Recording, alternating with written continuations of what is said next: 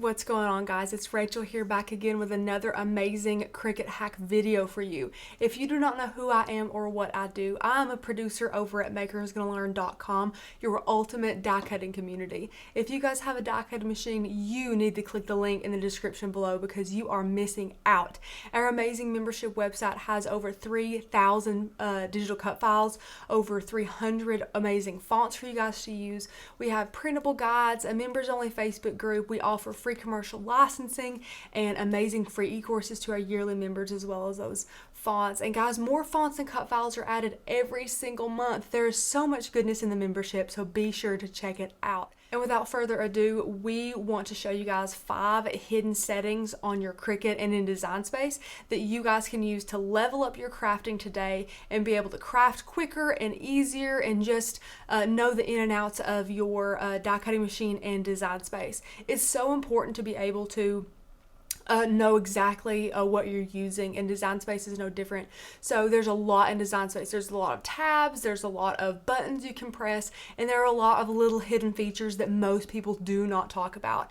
And again, guys, you may know some of them. Let me know in the comments below if any of these surprised you or if any of these made you so excited to learn. But I have 5 really cool hidden little secret settings in Design Space that you guys are sure to enjoy.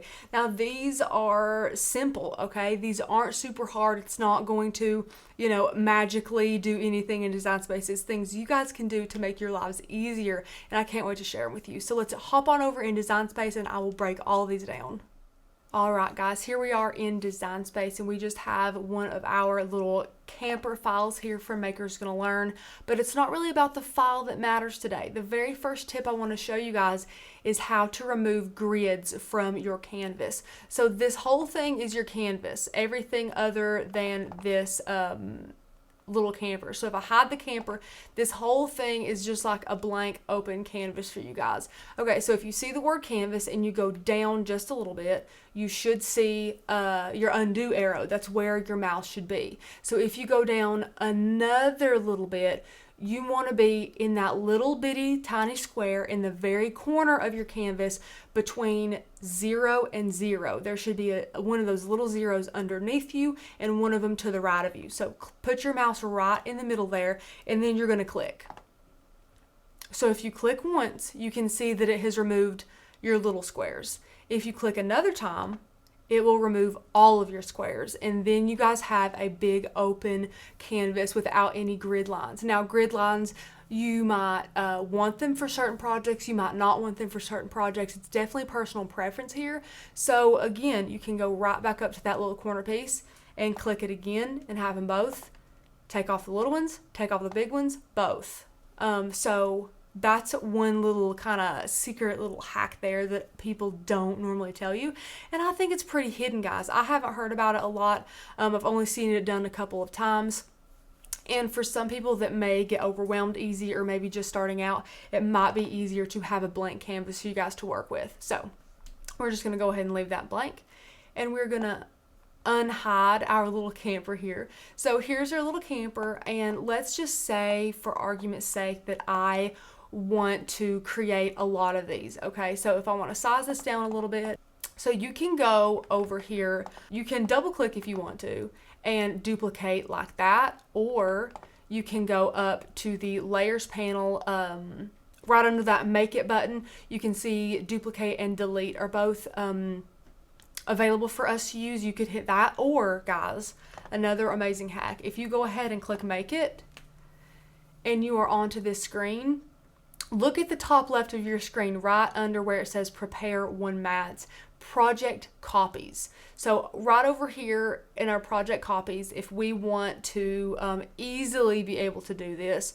we can just bring those project copies up here and then go down below and click apply.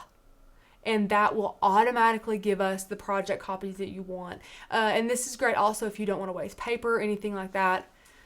So let's see here, 6, 7, 8, 9, 10, 11. I think that would give us a full sheet here.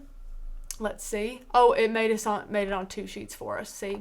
Okay. Now, this is a bonus hack, guys. Okay. This was not a hack I was going to show you. So I guess I should just change the title to 6 bonus hacks, but I won't. I'll give you guys a little bonus hack. Let's say here on this first mat, you know that you can fit 3 more on the side to the right and at least 1 more down below, but Cricut automatically put it on 2 different mats. Well, if you go to that second mat and you click one of your campers, there should be a little there's a couple of toggles there, or not toggles, but buttons there. So the one on the top left with the 3 little dots, you want to click it and you want to select Move Object. And now it will show up the other mat for you guys. So it just says current mat and then the other mat. You want to click that other mat and click Confirm. Now you have your other camper here. And look, guys, this camper fits just fine right there. Or if you don't think it does, you can actually take that one, that little right corner switch, and turn it and do it like that. So again, if you want to go to mat 2, click another one, 3 dots, Move Object, other mat, Confirm. Then we have our other camper here. If you want to do the same thing and just turn it this way, you can do that. And you can keep doing that if you want to. I think we could probably fit like 2, maybe 3 more down there. This is going to help you guys not waste material. So that's another little bonus tip I wanted to give you there. Okay, guys. So once you are done with this, I'm going to take our project copies down a bit and then click Apply here. Just because I didn't want all those project copies, all those mats there. So now I'm going to click Continue. And the next hack, guys, is favoriting your highly used, your most used materials here. So if you do not have any tools or any materials favorited, you won't see them here. This will be nothing. You will see popular, which is all of this stuff.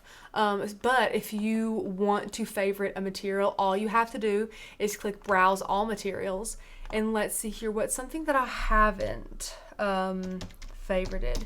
You can go to vinyl here, and if you see on the right side here all these stars, there's 2 stars right now that you can see. Those are my favorites. So let's go down and find stencil vinyl. This is good. So we'll use stencil vinyl a lot. We can go ahead and click that to be our material. You can see over here all the way to the left, you can see a little green check. That means we have selected that as our material. But if we move on over there to the right side and we click that star, you can see, can you see it, guys? You can click that star and favorite it. So that way when you click done and you can go back up here and look here, then you have these, okay? You have all of these favorited stencil vinyl, right there it is, and you guys can have as many favorites as you want. So again, you can browse materials. I'll search iron-on, and of course nothing comes up. I'll just search iron. There's everyday iron-on, foil iron-on. Let's do glitter. So glitter iron-on. Let's say I want to use that. Click it, and you don't have to. I mean, you don't have to click it in order to favorite it. That's just something, if you wanted to select that as your material, you would of course click it. Then again, over here at the right, click that star. Done. Then we can go back up here just to check. Glitter iron-on right there. So that is how you favorite your materials, and it's a really great way to ensure that you have them all here. It kind of speeds up your crafting process where you don't have to hunt through all the materials or browse all. You just have your most used ones here for you guys just to click and use and be just fine, you know. So let's say today, for instance, that we're just using premium vinyl there. So the other tip I wanted to share with you guys is more and less pressure. So this is a great thing to note if you have either a really new blade or a really old blade. So really new blades might need less pressure, while really old blades need more pressure. Now bear with me here. After you select your material, it will show you step 2, which is to load tools and materials. However, if you go up a little bit, you can see pressure and then a drop down menu right here. This is an amazing feature for you guys wanting to save more money and get more life out of your blades. So again, if your blade is very new and it seems to be cutting through a lot of things, you can click less pressure. But if your blade is really old and you want to get a couple more weeks out of it because you're ready to throw it away because it's not cutting anything deep enough, you can click more pressure, and that will give you guys extended life on those blades, which is really, really nice. And for our 5th amazing hack here, your hidden setting, which is actually number 6, because I showed you guys that amazing way to move objects on the mat after you click make it, but that's okay guys, it was just a bonus. So number 2, you'll load your material. So we're just going to go through those motions. I have a blank mat here. You guys can't see me, you're still seeing the Design Space screen. I have a blank mat, there's nothing on it, just a standard grit mat here, and I'm just going to load it in and trick the Cricut into thinking I have something in there. So I'm just going to click the load button and then pay attention to the screen.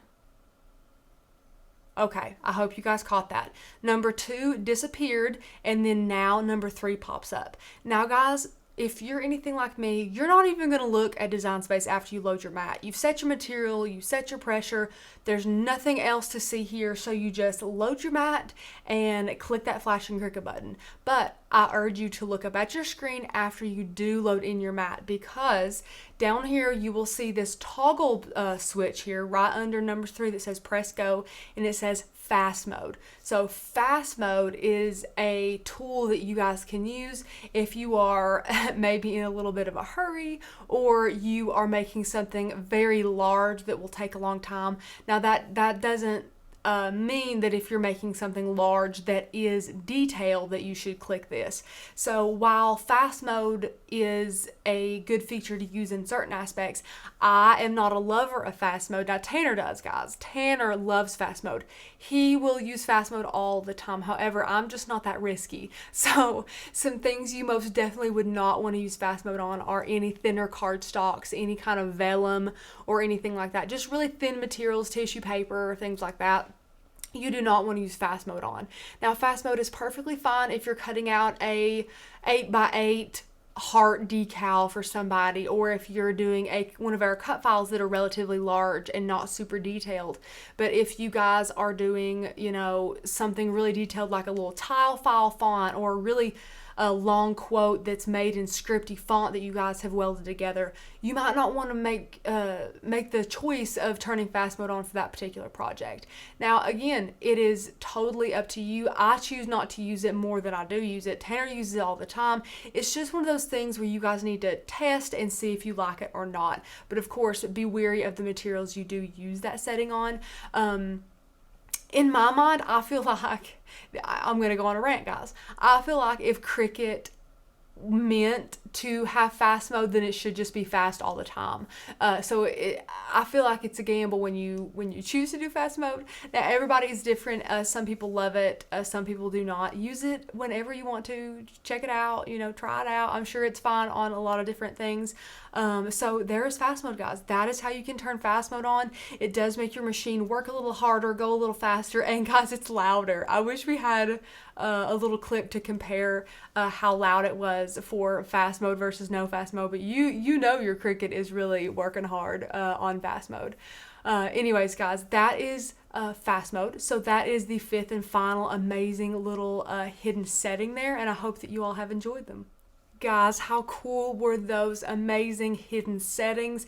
Now we have kind of talked about those or touched on them in different live streams and different videos, but we've never had just a video dedicated to showing you guys those little tips and tricks that we've learned along the way, along of our or just along the journey of our years of crafting with the Cricuts. So I hope that you all did enjoy those. If you had any that blew your mind, comment down below and let me know. I love to read your guys' comments.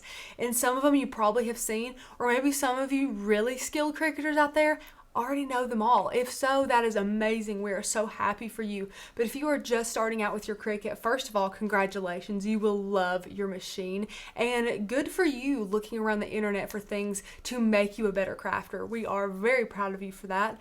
Again, guys, do not forget to click the very first link in the description below if you want to see where you guys can get that adorable little camper file you saw, plus over 3,000 more. Guys, that's it for this video. I hope that you have enjoyed it. Please, again, leave me a comment down below, like this video, and subscribe if you haven't already, and turn on that notification bell to get notified for all of our videos, guys. We post several times a week here. Some of them are amazing live streams where we answer all of your questions, and some of them are more put together, shorter videos like this just to help you guys in your crafting journey. Thanks for watching, guys. Until next time, see ya.